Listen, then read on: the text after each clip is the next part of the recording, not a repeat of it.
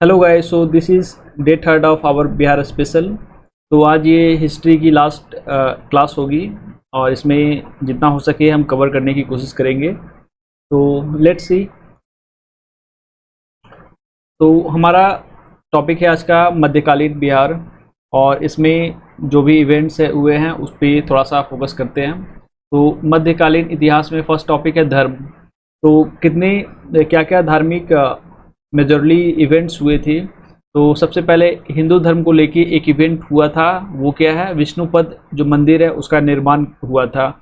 और इसका निर्माण अहिल्याबाई होलकर जो इंदौर की महारानी थी उस समय की, उन्होंने ही करवाया था। ये होलकर परिवार से ही बिलोंग करती है। होलकर परिवार मराठा परिवार का है, तो उसी से ये बिलोंग करती थी। Second one is Sikh. तो सिख धर्म को लेके भी यहाँ पे कुछ इवेंट्स हुए हैं, और उसमें मेजर था कि 1666 में गुरु गोविंद सिंह जी का यहाँ पे जन्म हुआ था। गुरु गोविंद सिंह, आपको पता होगा कि ये सिख धर्म के अंतिम गुरु माने जाते हैं, और इनका जन्म पटना साहिब पटना में हुआ था। तो ये अंतिम गुरु हैं सिख धर्म के, और इन्होंने ही खालसा पंथ की स्थापना की थी। नाउ थर्ड इवेंट सूफीज़म को लेकर हुआ था। आपको पता है सूफीज़म इस्लाम में काफ़ी प्रोमिनेंट पोजीशन रखता है, खासकर इंडियन इस्लाम में। तो यहाँ पे बिहार में बजूदिया स्कूल आया था, और यह मेजरली बिहार शरीफ वाले इलाके में था। और यहाँ पे इसका जो इनके वन ऑफ द जो बोलते हैं शेख नजीबुद्दीन फिरदौसी, ये संत थे। तो इन्होंने इनका बिहार शरीफ में वाले इलाके में बजूदिया स्कूल का प्रचार किया था। और इनकी जो कब्र है, क्योंकि दरगाह जिसे बोला जाता है, तो नजीबुद्दीन फिरदौसी का दरगाह बिहार शरीफ में ही आपको मिलेगा। नाउ थर्ड वन, सॉरी एक बात मैं बताना भूल गया कि तख्त हरमंदिर साहिब, यह गुरुद्वारा पटना में है, जिसे पटना साहिब भी बोलते हैं। और यह है सिख धर्म में टोटल 5 तख्त हैं। 4 तख्त पंजाब में ही स्थित है, और ये इकलौता एक तख्त है जो कि बिहार में आउटसाइड पंजाब एग्जिस्ट करता है, और इसे तख्त हरमंदिर साहिब गुरुद्वारा कहा जाता है। तो आप थोड़ा ध्यान देना। नाउ बिहार में यूरोपीय लोगों का आना। तो मध्यकालीन इतिहास में आपको पता है कि काफ़ी सारे विदेशी लोग, खासकर यूरोपीय लोग भारत आए थे। तो बिहार में कौन कौन से आए थे, तो जैसे कि आपको पता है पुर्तगाली भारत में सबसे पहले आए थे, तो पुर्तगाली बिहार में भी सबसे पहले आए थे। उसके बाद डच आए थे, और डच में आपको एक इम्पॉर्टेंट व्यक्ति का नाम पता होना चाहिए, ट्रेविनियर। ये डच ट्रैवलर थे जो कि बिहार आए थे, पटना पहले डच ट्रैवलर थे। अब देखो इनका इंटरेस्ट क्या था। ये सारे जो पुर्तगाली, डच, डैनिश, फ्रेंच ये सब आ रहे थे, तो इनका मेजर इंटरेस्ट था साल्ट पीटर। साल्ट पीटर एक केमिकल है जो कि बारूद बनाने में काम आता है, और यह मेजरली गंगा के ऊपर वाला इलाका, तिरहुत वाला इलाका में यहाँ पे मिलता है।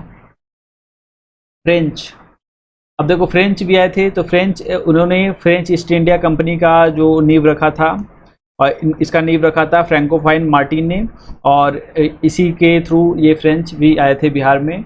फिर उसके बाद चौथा नंबर पे डैनिश आए थे। डैनिश बेसिकली 2 बार आए थे। तो 1616 में इन्होंने एक कंपनी खोली थी, और 1650 तक ये चली। उसके बाद ये फेल कर गई, फ्लॉप कर गई।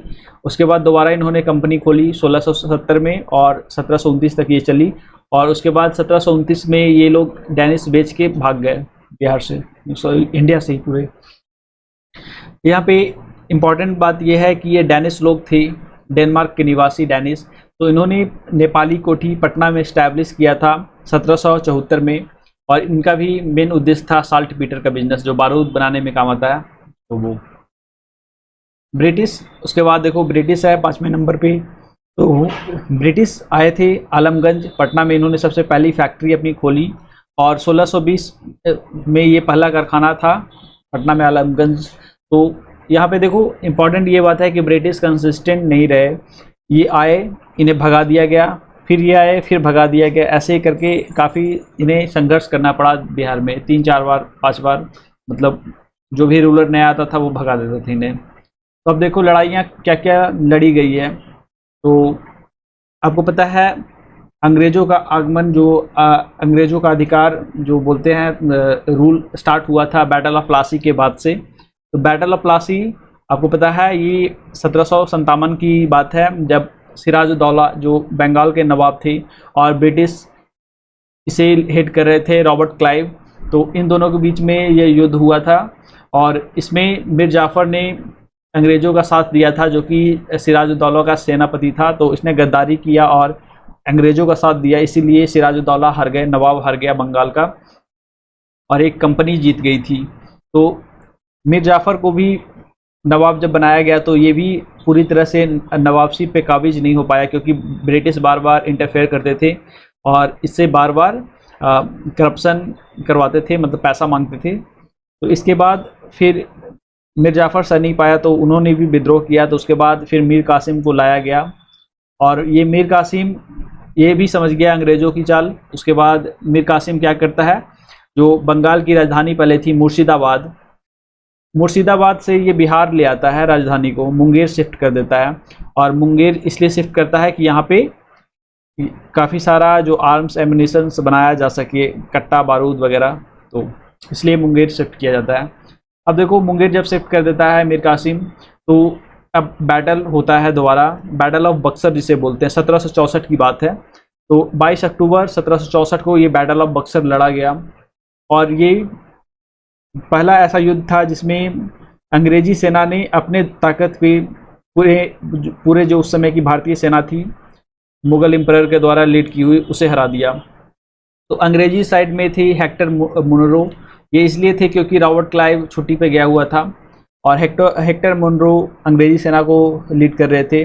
और उनके खिलाफ थे 3 लोग, एक खुद बादशाह, मुगल एम्परर थे, और उसके बाद नवाब ऑफ अवध के जो नवाब थे उस समय वो, और बंगाल के नवाब, 3 लोग मिलके अंग्रेजी सेना से लड़ रहे थे, और फिर भी ये हार गए।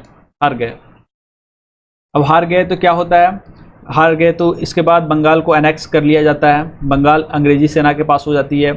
अवध पे अंग्रेज़ों ने बहुत सारे शर्त थोप दिए, और जो मुग़ल एम्परर थे शाह आलम II, उन्हें एक तरह से प्रिजनर बना लिया गया और इलाहाबाद में इन्हें भेज दिया गया, और इन्हें इलाहाबाद से बाहर निकलने की परमिशन नहीं थी।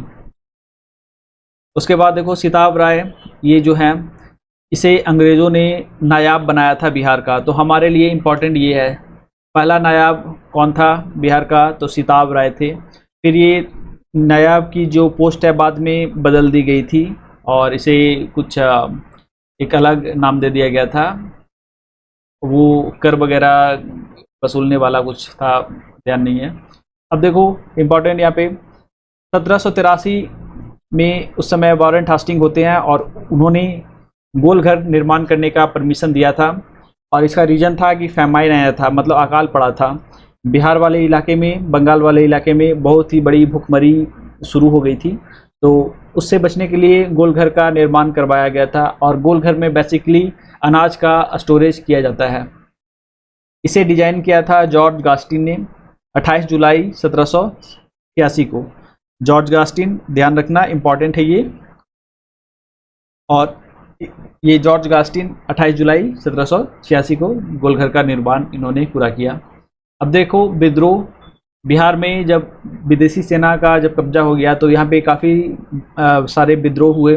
और देखो ये वाले जो विद्रोह हम पढ़ रहे हैं ना, ये आज के बिहार का नहीं है, ये इंक्लूडेड है उस समय का जो बिहार था, बिहार, झारखंड और उड़ीसा के पार्ट्स। तो ये मान लो बिहार ऊपर वाला, बीच में झारखंड और नीचे उड़ीसा, तो ये सारे पार्ट्स मिलके यहाँ पे जो जो विद्रोह हुए हैं उनके बारे में हम पढ़ रहे हैं। और मेजरली बिहार और झारखंड का जो विद्रोह है वो। तो फर्स्ट नोनिया विद्रोह। तो नोनिया विद्रोह ये हुआ था उत्तर बिहार में जैसे मैंने बताया, नोनिया ये जाति के लोग होते हैं। तो नोनिया जाति के लोग जो नमक बनाने का काम करते थे, साल्ट पीटर के बिजनेस से जुड़े हुए थे, बारूद वाला। तो ये तिरहुत वाले इलाके में रहते थे, हाजीपुर, तिरहुत, ये वैशाली, चंपारण वगैरह इस इलाके में। तो यहाँ पे इन्होंने विद्रोह किया क्योंकि ये जो अंग्रेजी लोग थे ये पैसे वगैरह नहीं दे रहे थे, इनका शोषण कर रहे थे। और सन्यासी, उसके बाद देखो सन्यासी विद्रोह 1762 से 64 तक हुआ, और ये हुआ बंगाल के इलाके में, जो आज का ढाका वगैरह है शहर, वहाँ पे हुआ। हम इसलिए पढ़ रहे हैं क्योंकि उस समय बिहार, झारखंड, उड़ीसा और बंगाल सब मिला हुआ था, इसलिए सन्यासी विद्रोह। तमार विद्रोह, तमार विद्रोह उराव जनजाति के लोगों ने मेजरली किया था, और इसमें मुंडा, हो, कोल और भी सारे जनजाति के लोगों ने कंट्रीब्यूट किया था। इसको हेड कर रहे थे भोलानाथ सहाय। भोलानाथ सहाय याद रखिएगा। तमार विद्रोह जो हुआ था 1789, ये डेट को ध्यान रखना। 1789 ये साल या इसी साल फ्रांस की क्रांति हुई थी 1789 में, और इसी साल तमार विद्रोह हुआ था बिहार वाले इलाके में, जिसे लीड किया था भोलानाथ सहाय ने। और ये तमार विद्रोह काफ़ी सालों तक चलता है, छिटपुट छिटपुट, और फाइनली 1832 में ये ख़त्म होता है, सप्रेस कर दिया जाता है ब्रिटिश द्वारा। चेरो विद्रोह, अब देखो चेरो का एक विद्रोह है, इसमें इसका मेन रीजन ये था कि अंग्रेज़ों ने चूरामन एक चेरो के लीडर हुआ करते थे, उन्हें अंग्रेज़ों ने राजा घोषित कर दिया, और बाकी जो आम जनता थी उसे ये बात हजम नहीं हो रही थी, वो नहीं मानते थे इन्हें राजा। तो इसी को लेके चेरो विद्रोह हुआ। सन 1800 में सरदार भूषण सिंह ने इसे लीड किया था, और फिर बाद में इनकी हत्या कर दी जाती है भूषण सिंह की। हो विद्रोह 1865 में हुआ था, और ये फॉरेस्ट एक्ट के रिगार्डिंग था। वो जनजाति के लोग फॉरेस्ट पे अपना क्लेम कर रहे थे, क्योंकि वो सदियों से वहाँ पे रहते आए थे, और ये जो फॉरेस्ट एक्ट आया था 1865 वाला, वो इन्हें उनकी संपत्ति से बेदखल कर रहा था, इसीलिए वो विद्रोह हुआ। मुंडा विद्रोह, ये बिरसा मुंडा जी के नेतृत्व में हुआ था, और इसे उलगुलान बोलते हैं। उलगुलान मुंडा विद्रोह काफ़ी फेमस है, ये 1900 के लगभग में हुआ था, 1900 से पहले, 1800 से 1900 के बीच में। और ये बिरसा मुंडा वाला अभी भी काफ़ी इम्पोर्टेंट फिगर है, ये इन्हें बिरसा भगवान बोला जाता है झारखंड में। कोल विद्रोह 1831 से 32 तक हुआ, और ये इसे लीड किया था बुद्ध भगत ने। कोल विद्रोह बुद्ध भगत ने लीड किया था। भूमिज विद्रोह 1832 से 33, और ये बीरभूम सिंहभूम वाले इलाके में हुआ था, इसे गंगा नारायण ने लीड किया था। अगर आपको झारखंड का नक्शा पता है तो ये देखो, ये इस तरह से कुछ है, और यहाँ पे नीचे वाला इलाका, यहाँ पे इसे बोलते हैं सिंहभूम जिला, ये ओडिशा से सटा हुआ जिला है, तो इस जिले को बोलते हैं सिंहभूम, और यहीं पे ये भूमिज विद्रोह हुआ था। इस इलाके को बोलते हैं यहाँ पे राजमहल हिल्स, और इसे कैमूर वाला बोलते हैं, प्लेट्यू, हजारीबाग कैमूर प्लेट्यू। तो ये यहाँ पे नीचे वाले में हुआ था, झारखंड के नीचे वाले साइड में भूमिज विद्रोह। संथाल विद्रोह, तो संथाल विद्रोह 1855 से 56 में हुआ था। 1857 में जब क्रांति चल रही थी, उसके पहले का ये संथाल विद्रोह, और इसे लीड किए थे सिद्धू और कानू ने, और इन्होंने बहुत बड़ा, मतलब बहुत ही कड़ा टक्कर दिया था ब्रिटिश हुक्मरानों को। तो ये राजमहल इलाके में हुआ था। मैंने अभी बताया कि ये अगर झारखंड का नक्शा है तो ये वाला कोना जो बिहार से सटता है, बिहार बंगाल से, इसे राजमहल हिल्स बोला जाता है। यहाँ पे भागलपुर, बांका वगैरह जिला है, तो उसी से सटा हुआ इलाका है, इसे बोलते हैं राजमहल, और यहीं पे संथाल विद्रोह हुआ था। इसका रिजल्ट ये रहा कि संथाल परगना लास्ट में ब्रिटिशों को बनाना पड़ा, और तभी जाके ये विद्रोह शांत हुआ, और इसलिए एडन को कलेक्टर बनाया गया, और फिर इन्होंने संथालों की बात सुनी, उसके बाद नया एक्ट लाया गया, तो उसी हिसाब से ये विद्रोह धीरे धीरे ठंडा पड़ा। लोटा विद्रोह 1856 में हुआ। लोटा विद्रोह मतलब यहाँ पे रिलीजियस एंगल था, रिलीजियस एंगल इसलिए था क्योंकि पीतल का लोटा इंडिया में काफ़ी पवित्र माना जाता है, और पीतल का लोटा पहले जेलों में दिया जाता था, पीतल का लोटा। फिर अंग्रेज़ों ने क्या किया कि मिट्टी का लोटा देना शुरू कर दिया, तो इसीलिए कैदियों ने, भागलपुर के कैदियों ने, आरा वगैरह के कैदियों ने, तो उन्होंने विद्रोह कर दिया कि ऐसा नहीं होगा, तो फिर बाद में फिर पीतल का लोटा दिया जाने लगा जेलों में। और सरदारी विद्रोह इसी तरह हुआ, जो बाहरी जो लोग थे, पंजाबी, मारवाड़ी लोग जो ट्राइबल इलाके में ज़मीन खरीद रहे थे, तो उनके खिलाफ ये सरदारी विद्रोह हुआ, सफाहार विद्रोह भी एक हुआ था, उसे खेरवार आंदोलन भी बोला जाता है, सफाहार विद्रोह को। और इसे लीड किया था भगीरथ मांझी ने। 1868 में हुआ था ये खेरवार आंदोलन या सफाहार विद्रोह। और इसका ये भी रिलीजियस एंगल पे था और ये एक रिफॉर्म मूवमेंट की तरह था सफाहार आंदोलन। और इसने द्रुष्टा बोंगा सेक्रीफाइस हुआ करता था। द्रुष्टा बोंगा सेक्रीफाइस मतलब कुछ ह्यूमन सेक्रीफाइस काइंड ऑफ था, मतलब काफ़ी इविल प्रैक्टिस थी, उसे खत्म कर दिया गया था ट्राइबल्स लोगों ने खुद ही। अब देखो ताना भगत मूवमेंट 1914 में उराव जनजातियों ने शुरू किया ताना भगत मूवमेंट, और ये अहिंसक था, गांधी जी से, गांधीयन फिलॉसफी से इंस्पायर्ड था। और ये उराव जनजाति का था, तो झारखंड से भी रिलेटेड है।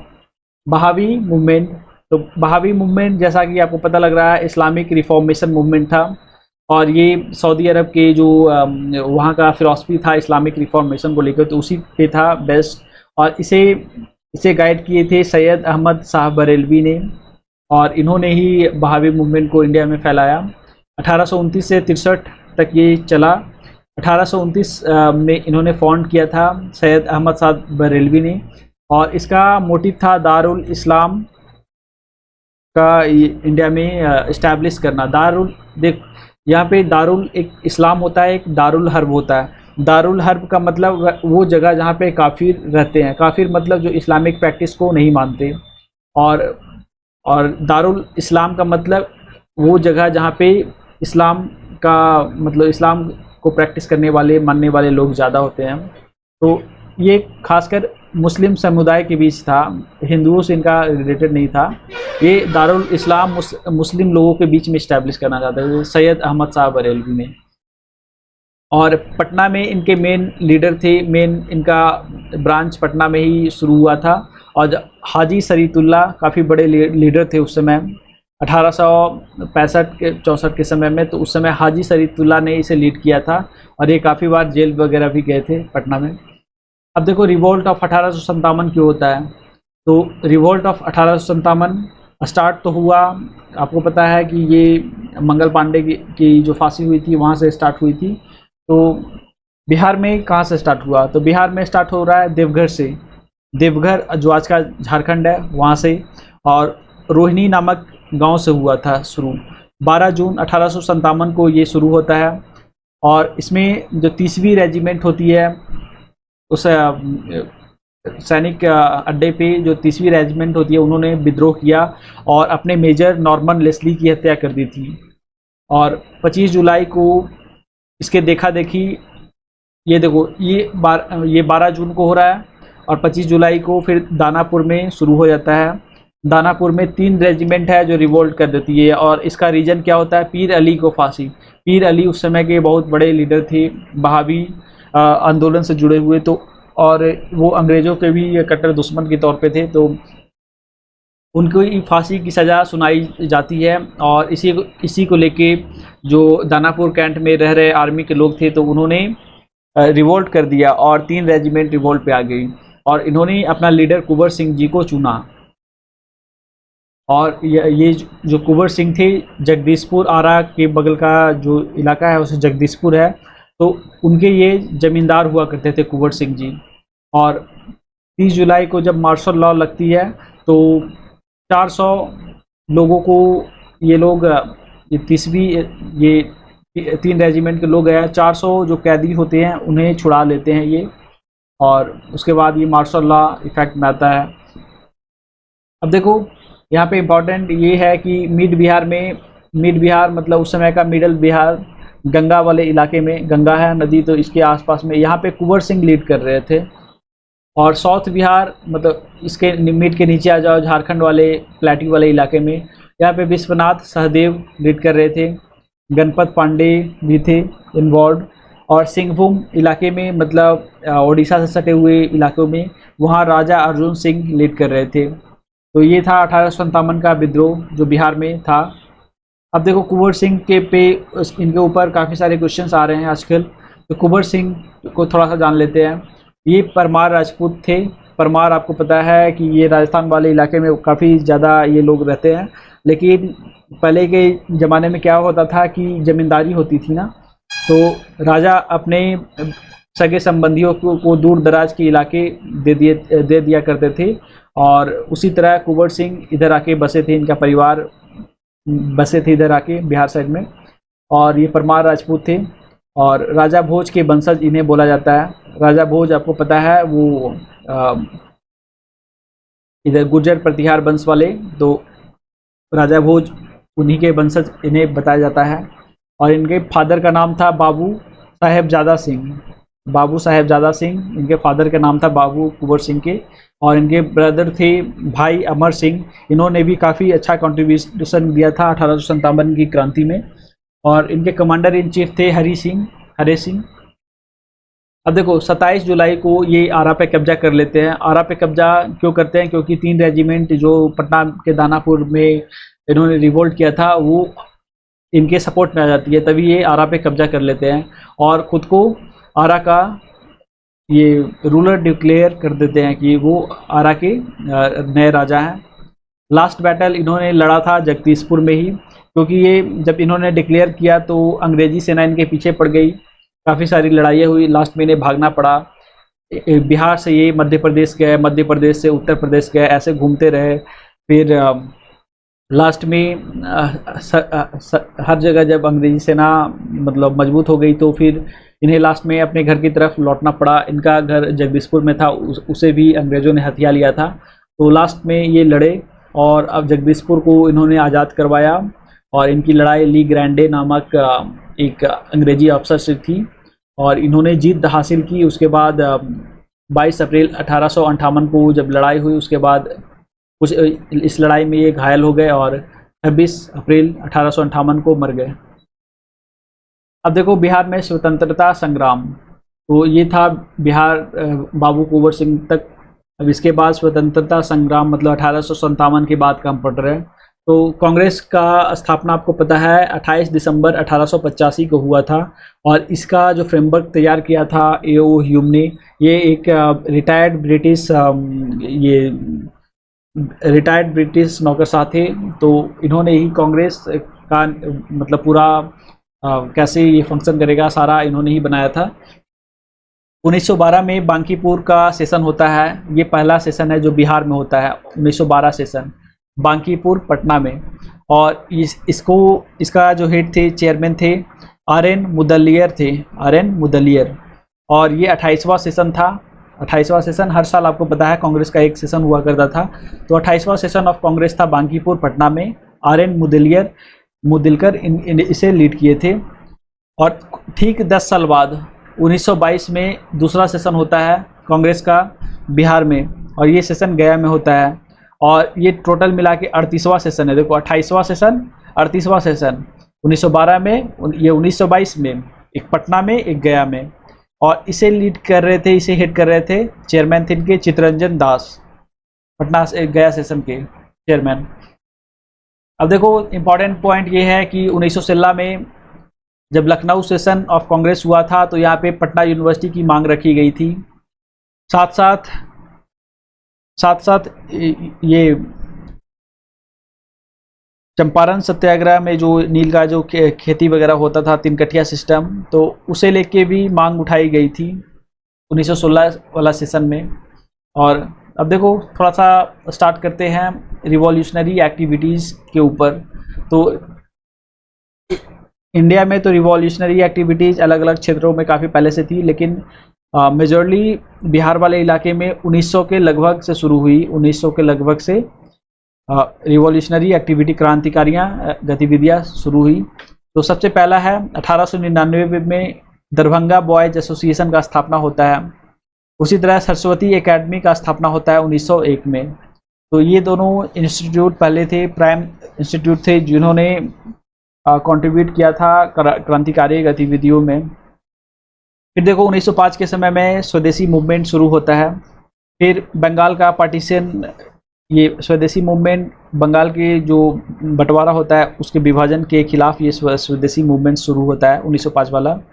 और इसमें वही है विदेशी कपड़ों को जलाना, लीकर वगैरह का ख़त्म करना, तो उस पर था ये। और इसके बाद देखो बिहार छात्र सम्मेलन होता है, ये पहला छात्र सम्मेलन है, 1906 में होता है। फिर 1908 में सोनपुर मेला का आयोजन किया जाता है। ये तो पहले से हर समय होते रहता था सोनपुर मेला, बट 1908 में इस मेले में नवाब सरफराज हुसैन खान चीफ रहते हैं, और इन्होंने मेले में ही बिहार प्रांतीय कांग्रेस का स्थापना कर देते हैं। और ये फर्स्ट सेशन इसका फिर बिहार प्रांतीय कांग्रेस मतलब बिहार प्रोविंशियल कांग्रेस का जो फर्स्ट सेशन है 1908 में होता है यही। और इसके अध्यक्ष होते हैं, पहले अध्यक्ष सैयद हसन इमाम। तो देखो फॉर्म कौन करते हैं, नवाज सरफराज हुसैन, और पहले अध्यक्ष हैं सैयद हसन इमाम। और फर्स्ट सेशन 1908 में है बिहार प्रांतीय कांग्रेस का। Next one, home rule league. आपको पता है ये home rule league Annie Besant और वल्लभ भाई पटेल ने शुरू किया था 1916 में।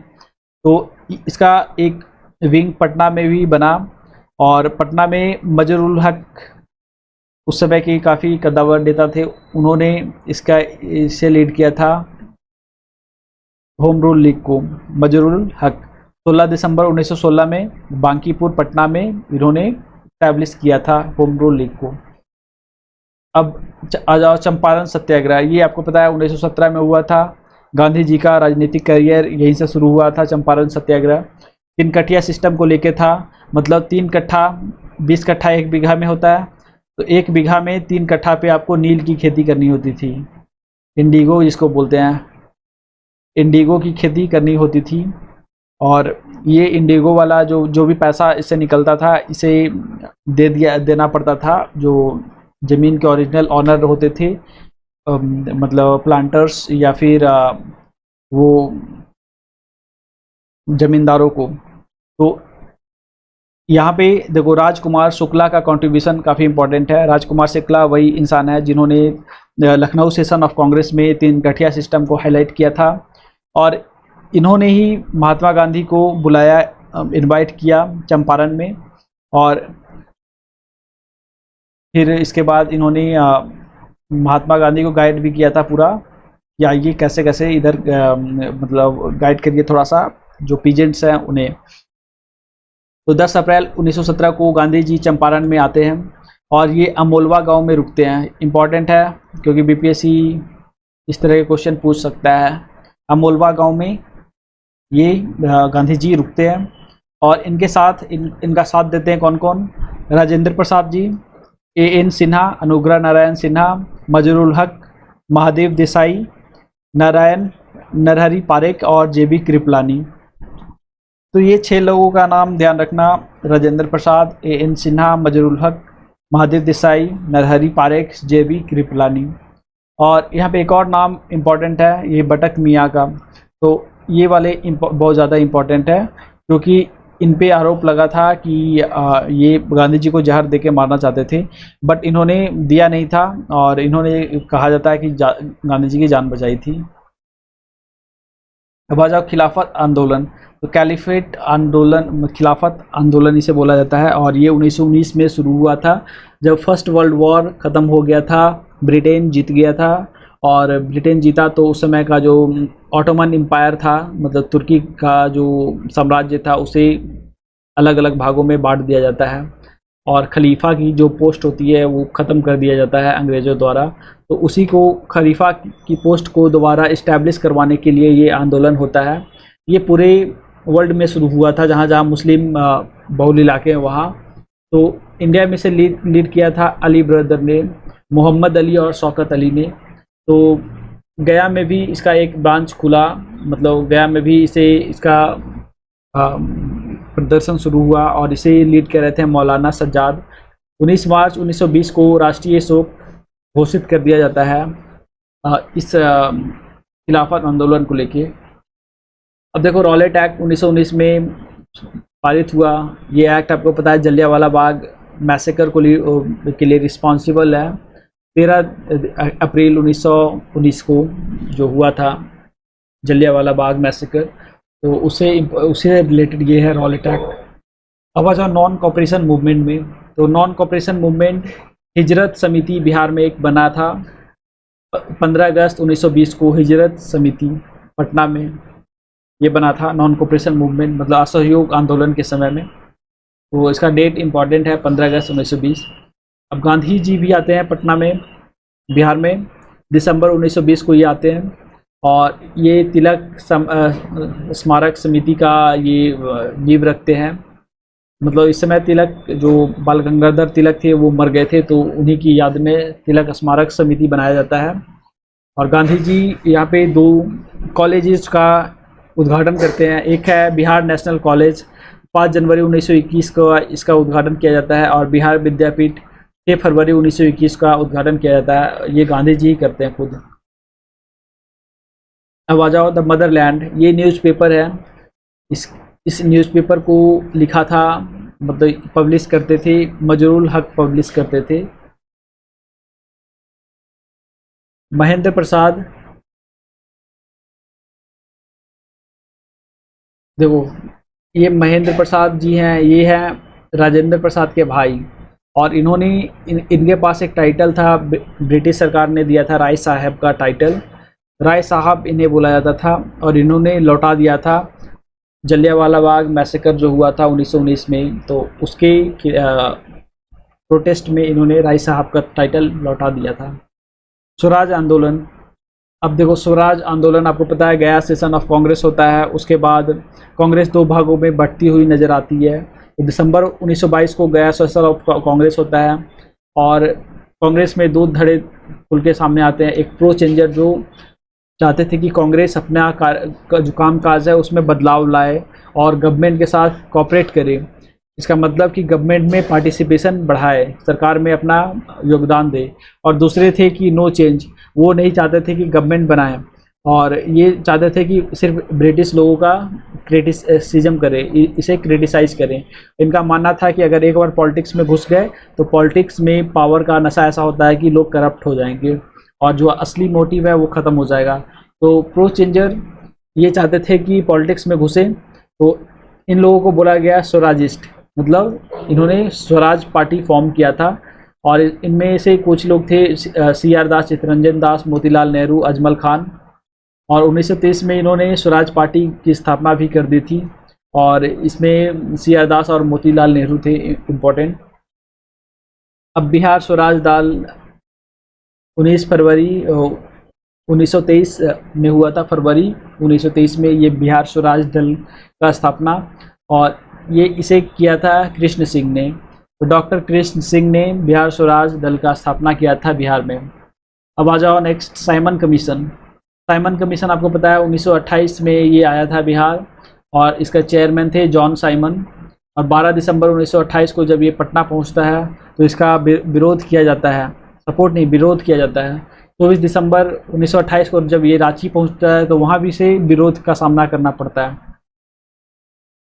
अब आ जाओ नेक्स्ट वन, सविनय अवज्ञा आंदोलन। तो इसे सिविल डिसोबीडियंस मूवमेंट कहा जाता है। बिहार में इसकी शुरुआत हुई थी चंपारण और सारण वाले इलाके में, और इसकी जो रूपरेखा होता है, जैसे कोई भी आंदोलन शुरू होता है तो वो कैसे वर्क करेगा, आगे का क्या स्टेप होगा, तो उसकी जो रूपरेखा है बहुत इंपॉर्टेंट होती है। तो उसे तैयार किया था डॉक्टर राजेंद्र प्रसाद ने, इसकी रूपरेखा ये। और इसके बाद देखो व्यक्तिगत आंदोलन होता है, सविनय अवज्ञा में ही होता है। तो नहीं, ये भारत छोड़ो आंदोलन के समय में होता है व्यक्तिगत आंदोलन। तो 27 नवंबर 1940 के समय में ये, तो आपको पता है कि ये महात्मा गांधी ने करवाया था, और इनका मोटो था कि खुद को पहले तैयार करो और खुद इनिशिएटिव लो। तो बिहार में इसे श्री कृष्ण सिंह ने सबसे पहले ये वाला इसके सत्याग्रही बने थे, और अनुग्रह नारायण सिंह सेकंड थे सत्याग्रही, और गया से गौरी शंकर सिंह थे, और सिलाव से श्याम नारायण सिंह थे। अब आ जाओ किसान सभा। तो किसान सभा काफ़ी पहले से होती आ रही है इंडिया में, लेकिन जो रिकॉर्डेड है और जो मतलब थोड़ा सा सिग्निफिकेंस है तो वो मधुबनी किसान सभा इम्पॉर्टेंट है, क्योंकि ये शुरुआत हुई थी एक तरह से पॉलिटिकल, इसमें टच आ गया था। इसे लीड किया था स्वामी विद्यानंद ने, यहाँ से शुरुआत हुई थी। स्वामी विद्यानंद मधुबनी किसान सभा। और फिर देखो शाह गफूर हिल्सा में इन्होंने भी किया था। श्री कृष्ण सिंह शाह मोहम्मद जुबैर मुंगेर में इन्होंने किसान सभा ऑर्गेनाइज किया था। लेकिन जो इम्पोर्टेंट है, सबसे इम्पोर्टेंट, वो है 1929 का ये किसान सभा, जो जिसे बिहार प्रांतीय किसान सभा बोला जाता है। ये बहुत ही ज़्यादा इम्पोर्टेंट है क्योंकि ये एक बहुत ही बड़ा किसान सभा था और फुल्ली ऑर्गेनाइज था। इसका पूरा इंस्टीट्यूशंस वर्क कर रहा था और इसे बनाया था स्वामी सहजानंद सरस्वती ने। ये सोनपुर में ही इस्टेब्लिश किया गया था। 1936 लखनऊ, अब देखो लखनऊ सेशन ऑफ 1936 में लखनऊ में लोग इकट्ठा होते हैं और वहाँ पे अखिल भारतीय किसान सभा का इस्टेब्लिश कर देते हैं। ऑल इंडिया पीजेंट्स एसोसिएशन बना दिया जाता है। अब क्रांतिकारी गतिविधियाँ, तो क्या क्या बिहार में और इसके अगल बगल क्षेत्रों में क्या क्या क्रांतिकारी गतिविधियाँ हुई। तो सबसे पहला 1908 का ये गतिविधि, जिसमें खुदीराम बोस और प्रफुल्ल चाकी, ये दोनों जो मुजफ्फरपुर के ये मजिस्ट्रेट होते थे किंग्सफोर्ड, तो उनके ऊपर इन्होंने बम फेंका और किंग्सफोर्ड तो नहीं मरा लेकिन 2 औरतें मर गई थी उसमें। ये वाला सबसे पहले केस था। इन दोनों खुदीराम बोस को फांसी हो गई और ये शायद निकल गए थे, प्रफुल्ल चाकी। नेक्स्ट वन, पटना अनुशीलन समिति, ये बना था। इसे बनाया था सचिंद्र नाथ सान्याल ने 1913 में। Third one is Hindu boys association, इसे बंकिम चंद्र मित्र ने बनाया था। पटना युवा संघ, इसे मनिंदर नाथ नारायण राय ने बनाया था। पटना युवा संघ मनिंदर नारायण राय ने। फिर बिहारी युवा संघ 1928 में मोतिहारी में बना था। पाटलिपुत्र युवक संघ 1929 में बना था। इसे रामवृक्ष बेनीपुरी और अंबिका कांत सिंह ने बनाया था। बिहार सोशलिस्ट पार्टी, अब देखो बिहार में सोशलिस्ट पार्टी मतलब सोशलिज्म स्टार्ट हुआ था रशियन रिवॉल्यूशन के बाद। तो रशियन रिवॉल्यूशन के बाद जब ये सोशलिज्म हर जगह फैलने लगा तो बिहार में भी इसका थोड़ा सा इस पर असर पड़ा। और 1931 में गंगा शरण सिन्हा, रामवृक्ष बेनीपुरी, रामानंद मिश्र, इन सबों ने मिलके बना लिया बिहार सोशलिस्ट पार्टी। अब आ जाओ 1934 में बिहार कांग्रेस सोशलिस्ट पार्टी बना और इसे बनाया जेपी जयप्रकाश नारायण ने, बिहार कांग्रेस सोशलिस्ट पार्टी ने। और इसे अंजुमन इस्लामिया हॉल में बनाया गया था, जो पटना का उस समय का अंजुमन इस्लामिया हॉल बहुत फेमस था, तो वहीं पे बिहार कांग्रेस सोशलिस्ट पार्टी की स्थापना की जाती है। और इसके अध्यक्ष होते हैं आचार्य नारायण देव और महासचिव होते हैं जेपी। अब देखो लास्ट वन, जो सबसे इम्पोर्टेंट आंदोलन था वो भारत छोड़ो आंदोलन था। तो डॉक्टर राजेंद्र प्रसाद पहले की तरह ही इसका भी रूपरेखा तैयार करते हैं। सिविल सविनय अवज्ञा का भी इन्होंने रूपरेखा तैयार किया बिहार में और इसका भी। तो भारत छोड़ो आंदोलन में इम्पोर्टेंट किरदार हैं जेपी, राम मनोहर लोहिया, अरुणा आसफ अली। तो ये किरदार देखो, राम मनोहर लोहिया है, इन पे थोड़ा सा ज़्यादा फोकस करना, क्योंकि आपको पूछेगा कि चंपारण सत्याग्रह में ये थे तो आपको करना है नहीं, ये नहीं थे। नॉन कोऑपरेशन में ये थे तो ये नहीं थे। ये दिखते हैं हमें 1942 का जो ये भारत छोड़ो आंदोलन है वहाँ पे राम मनोहर लोहिया। अब देखो इसी तरह एक 1943 में जब भारत छोड़ो आंदोलन चल ही रहा था तो जयप्रकाश नारायण ने आज़ाद दस्ता बनाया था। ये क्रांतिकारी एक्टिविटीज़ में ये पार्टिसिपेट करता था आज़ाद दस्ता। और सचिवालय, इसके बाद सचिवालय गोलीकांड भी हुआ था एक, जिसमें 7 लोगों की हत्या हो गई थी, कर दिया था ब्रिटिश जो उस समय के पुलिस ऑफिसर थे उनकी आज्ञा पे, ऑर्डर्स पे हो गया था। 11 अगस्त 1942 को सचिवालय गोलीकांड हुआ जिसमें 7 लोगों की हत्या की गई। बिहार के पहले, और ये 7 लोग स्टूडेंट्स थे, सारे स्टूडेंट्स थे, इनकी हत्या कर दी गई थी। तो अब नेक्स्ट वन, जब आपको पता है 1937 में एक इलेक्शन हुआ था, तो इलेक्शन में बिहार के पहले प्रधानमंत्री चुने गए थे। प्रधानमंत्री है, ध्यान देना, बिहार के पहले प्रधानमंत्री, ये बिल्कुल सही बात है, बिहार के पहले प्रधानमंत्री बने थे कोई, उनका नाम था मोहम्मद यूनुस। और ये स्वतंत्र पार्टी के नेता थे। स्वतंत्र पार्टी के ये नेता मोहम्मद यूनुस, और ये इसलिए थे क्योंकि किसी को बहुमत नहीं मिला था। कांग्रेस को भी बहुमत था लेकिन वो सरकार बनाने की उस लायक नहीं थी, तो स्वतंत्र पार्टी ने सरकार बनाया और इसके नेता मोहम्मद यूनुस प्रधानमंत्री बने थे, बिहार के पहले प्रधानमंत्री। संविधान सभा की पहली बैठक 9 दिसंबर 1946 को हुआ और इसमें अध्यक्ष सच्चिदानंद सिन्हा बने। ये बिहार से थे इसीलिए इम्पोर्टेंट है। पहला बैठक हुआ था 9 दिसंबर 1946 को और सच्चिदानंद सिन्हा इसके अध्यक्ष थे। फर्स्ट राज्यपाल, तो बिहार के फर्स्ट राज्यपाल भी आज़ादी के बाद जयरामदास दौलत राम बने। 1817 में, अब देखो एजुकेशन पे भी कुछ फोकस हुआ था, सोशल रिफॉर्म वगैरह पे। तो 1817 में कलकत्ता कॉलेज का स्थापना किया जाता है और इसे स्थापना करते हैं राजा राम मोहन रॉय। 1854 में वुड्स डिस्पैच आता है, इसे Magna carta of English education बोला जाता है। 1857 से 63 में इस समय इसका इस जो पीरियड है इस समय काफ़ी सारे रिफॉर्म्स होते हैं और इसमें से कलकत्ता यूनिवर्सिटी को बनाया जाता है और ये पहला यूनिवर्सिटी था, इंडिया का सबसे पहला यूनिवर्सिटी कलकत्ता यूनिवर्सिटी। 1857 में इसकी नींव रखी जाती है।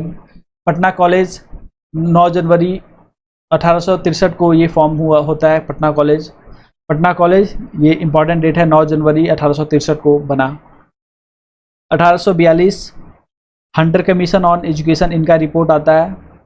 हंटर कमीशन 2 है, एक जलियांवाला बाग वाले में है और एक है दूसरा एजुकेशन से संबंधित, शिक्षा से संबंधित है ये हंटर कमीशन। तो 1882 का ये हंटर कमीशन ऑन एजुकेशन है। फिर 1902 में रिलिक कमीशन एक बैठता है लॉर्ड कर्जन के समय में, और उसी समय इंडियन यूनिवर्सिटी एक्ट पारित किया जाता है 1904, जिसमें स्टूडेंट्स को प्रोटेस्ट करने का अनुमति नहीं होता है और वो पॉलिटिकल एक्टिविटीज़ में पार्टिसिपेशन उनका बैन कर दिया जाता है इंडियन यूनिवर्सिटी एक्ट के समय 1904 में। फिर 1917 से 27 इस बीच में सैंडलर यूनिवर्सिटी एक्ट आता है और 1917 में पटना यूनिवर्सिटी फॉर्म होता है। ये बिहार का पहला यूनिवर्सिटी पटना यूनिवर्सिटी 1917 में ये फॉर्म किया जाता है और इसके पहले पटना कॉलेज फॉर्म किया जाता था। पटना कॉलेज पहले बना है 9 जनवरी 1863 और ये कॉलेज है जो कलकत्ता यूनिवर्सिटी के अंडर था ही, और बाद में फिर पटना यूनिवर्सिटी बनाया जाता है 1917 में। अब आ जाओ 1929 में हार्टैग कमीशन फॉर्म होता है, सब एजुकेशन पे है, सब शिक्षा पे, और इसमें बोला जाता है ना कि जो लोग 12वीं फेल कर रहे हैं उन्हें आगे नहीं पढ़ना चाहिए, उन्हें ड्रॉप आउट ले लेना चाहिए और व्यवसाय कर लेना चाहिए, इसमें बोला जाता है हार्टैग कमीशन में। 1944 में सर्जेंट प्लान ऑन एजुकेशन ये फॉर्म होता है और इसका मोटिव था कि सभी लोगों को बेसिक एजुकेशन मिले। अब देखो इम्पॉर्टेंट है, 1900 में बिहार स्कूल ऑफ इंजीनियरिंग बनाया जाता है 1900 ईस्वी में, और इसका फिर नाम बदल के बिहार कॉलेज ऑफ इंजीनियर बना दिया जाता है 1932 में। फिर दूसरी बार चेंज किया जाता है इसका नाम और फिर 2004 में NIT पटना बना दिया जाता है। तो पहला बिहार स्कूल ऑफ इंजीनियरिंग को चेंज करके बिहार कॉलेज ऑफ इंजीनियरिंग बना दिया जाता है, फिर NIT पटना। अब देखो मुस्लिम एजुकेशन पे भी थोड़ा बहुत काम हुआ था और 1872 में इमदाद अली इन्होंने फॉर्म किया बिहार साइंस सोसाइटी, खासकर मुस्लिमों के जो बैकवर्ड मुस्लिम थे उनके एजुकेशन को लेके। फिर 1886 में मोहम्मदन एंग्लो अरबिक स्कूल को फॉर्म किया जाता है। अब देखो मुस्लिम का हो गया, विमेन एजुकेशन पे भी फोकस होता है। तो 1847 में सेंट जोसेफ स्कूल फॉर्म किया जाता है पटना में, फर्स्ट स्कूल होता है ये सेंट जोसेफ स्कूल, और 1940 में पटना वीमेन कॉलेज बनाया जाता है। तो इम्पॉर्टेंट ये है पटना वीमेन कॉलेज कब बना, तो 1940 में पटना वीमेन कॉलेज बना। फिर 1925 में PMCH जो अस्पताल है ये वाला फॉर्म होता है। PMCH का इसका रोल था कि मेडिकल एजुकेशन को प्रमोट करना, PMCH, और इसका जो आज का ये जो PMCH नाम है ये पहले इसे बोला जाता है Prince of Wales Medical College, तो ये इसका नाम था PMCH का। पटना का PMCH है, उसका पुराना नाम Prince of Wales Medical College. तो ये है फाइनल आज का हिस्ट्री का टॉपिक। नेक्स्ट डे हम पढ़ेंगे क्या? तो नेक्स्ट डे हमारा होगा टॉपिक ज्योग्राफी। तो नेक्स्ट डे मैं एक वीडियो बनाऊंगा ज्योग्राफी के ऊपर, और उसमें बिहार का जो इम्पोर्टेंट ज्योग्राफिकल फीचर्स वगैरह है उसे डिस्कस करने की कोशिश करेंगे। तो till then good bye, thank you, stay blessed, bye.